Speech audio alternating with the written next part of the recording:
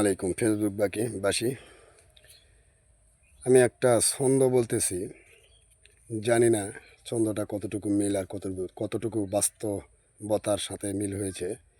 যদি বাস্তবতার সাথে মিল হয়ে থাকে তাহলে অবশ্যই আপনারা একটু আমাকে লাইক কমেন্ট করে জানাবেন। ছন্দটা বলছি, আপনারা শুনুন। নোংরামি আর অশ্লীলতায় ভরে গেছে ফেসবুক, ছেলে মেয়ে বুড়ো পাচ্ছে কি যে সুখ।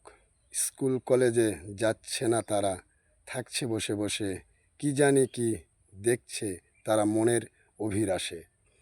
ভাই, কতটুক মিল আছে জানি না, আর কতটুক বাস্তবতা আছে জানি না। যদি বাস্তবতা থাকে তাহলে এই ফেসবুকের যে কথাটা আমি বললাম, অশ্লীলতা, এই অশ্লীলতাটা এবং নোংরামিটা যে বাড়ে গেছে ফেসবুকে এখন বর্তমান, অশ্লীলতা এবং ফেসবুক খুললে অশ্লীলতা এবং আপনার মানে বাজে যে জিনিসগুলো আর কি সব মানে খোলামেলা।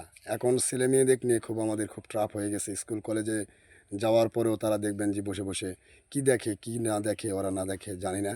আর এখনকার ছেলে মেয়েদের মোবাইলে তো দিতেই হবে, কারণ এখনকার ছেলে মেয়েরা হয়ে গেছে মোবাইল ছাড়া চলবে না, ডিজিটাল বাংলাদেশ।